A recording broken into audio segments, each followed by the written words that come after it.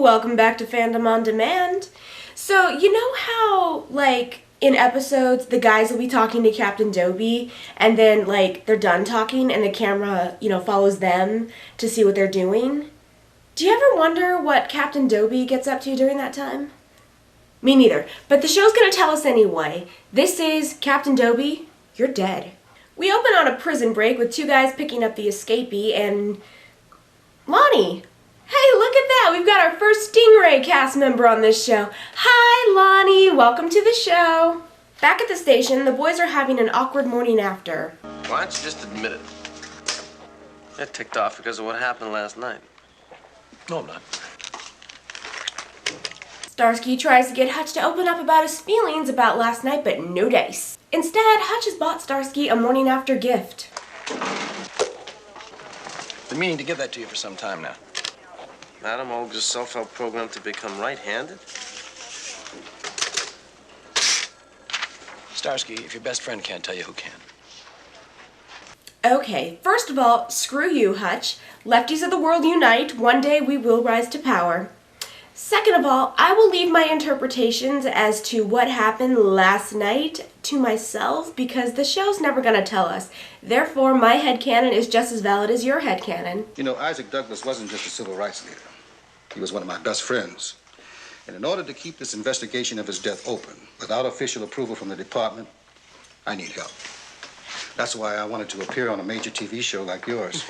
Seamless exposition. Naturally, Dobey, being a fat man, cannot resist the sweet call of sugar. So it's high cholesterol that's out to kill him. What an interesting turn of events. Also, I believe Starsky is wearing a jacket with no shirt under it. His chest must be some sort of weird anomaly that defies the laws of physics. It will not be contained with shirts or jackets. It demands exposure. And look at that, Dobey has a family. Aww. And Lonnie/Leo Moon in this episode is an old enemy of Dobey's.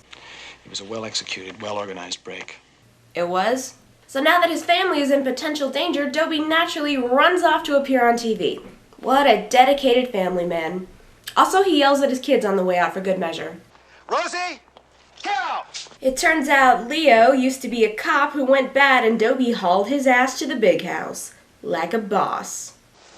You know, I don't care how many times you tell these kids they're gonna leave their bikes out here anyway. Carol! Rosie! Captain, relax. I'll take care of it. I used to leave my bike out when I was a kid, too. Yeah, I bet you did. That's it, Starsky. You're grounded. Leo had a girl. Used to work for Frisco Fats. Her name was, Lola. She was a showgirl. Cut to the most hilarious game of pool ever played.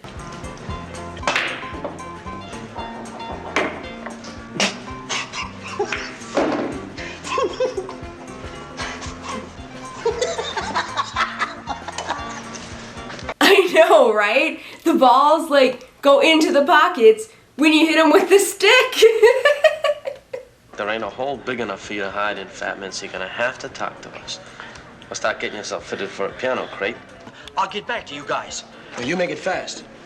Could mean your chubby cheeks. What is with this episode? It just hates fat people. Seriously, guys, ease up. It turns out C.J. Woodfield, a suspect in Dobey's current case, is using Moon to get to Dobey.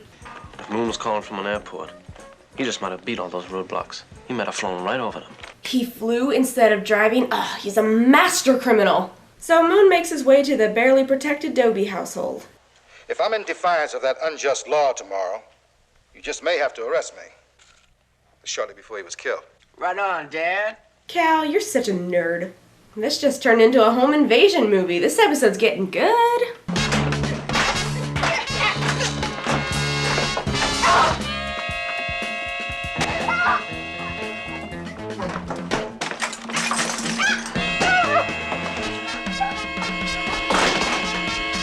Cal, you are just utterly useless. No wonder Dobey doesn't give a crap about these people. Big shock, the sole cop left to protect this family has been killed. That's Starsky and Hutch! Glad taping up your ribs is a perfect cure for bullet wounds these days. He's also hooked back up with Lola.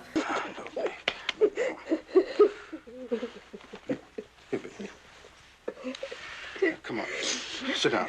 Look at Dobey. He's just annoyed by her hysterics. He doesn't care. You're a sick man, Leo. That's right, I'm sick. But you're dead. So Dobey was a ghost this whole time? Edith, now I want you to go upstairs and pack. It's better if you and the children wait over your mother until this is over. Oh, he's just been waiting for an excuse to send you people packing. Please don't let him hurt my daddy. No, we won't. Aw, so cute. Little kids don't talk like that. Like, not at all. The guys are able to connect Moon with Woodfield, thus proving that you should never try to pull one over on Zebra 3. Moon plans on gunning down Dobey at church, but Dobey decides to go anyway because shut up, that's why. Did I ever tell you about my aunt? She was left-handed. No, what did your family do? Lock her up in the attic? Lefties again? What is your problem? Did you ever notice about left-handed people, Captain? A little strange. Strange like this? The boys go and have a second breakfast with Woodfield. Starsky must be over the moon. Well, until he's food blocked by his fat-shaming partner. Well, quite frankly, sir, we don't believe you. Could I have some more milk, please?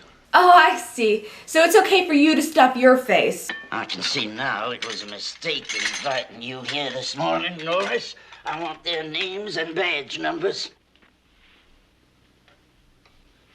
Just tell them Starsky and Hutch. They'll know who we are. We're the ones with our own show. And believe me, Mr. Detectives, before I'm through, you two won't like it. Oh, we stopped liking it long before, when you first started serving this mush. Trying to kill our captain is one thing, but how dare you serve me a subpar second breakfast? And the family's still around. I guess Dobey thought it would be easier to just have them killed than to send them away for a few days. Really, guys? Really?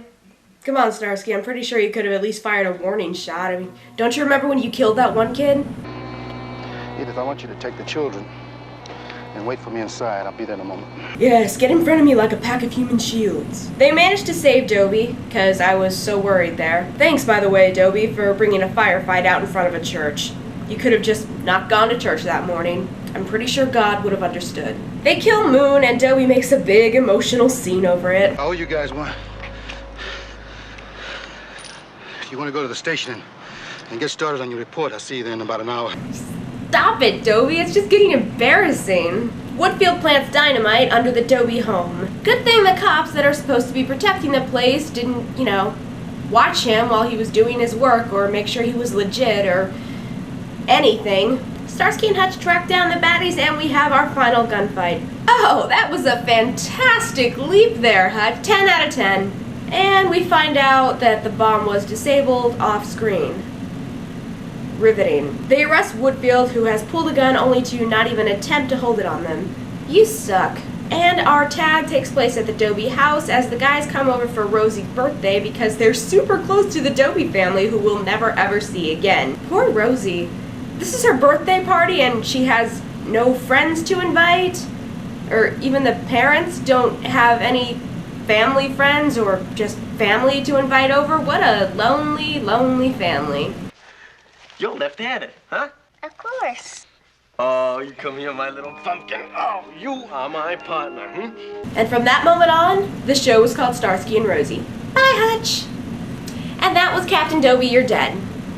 It was okay. I can see why they opted not to give Dobey a whole lot of his own stories and episodes of this series because he really just works better as a supporting character. And I really don't have a problem with Dobey or think that he hates his family. It's just I don't find their interactions all that warm or convincing. Woodfield seemed kind of an idiot as a villain, but the overall plot wasn't bad.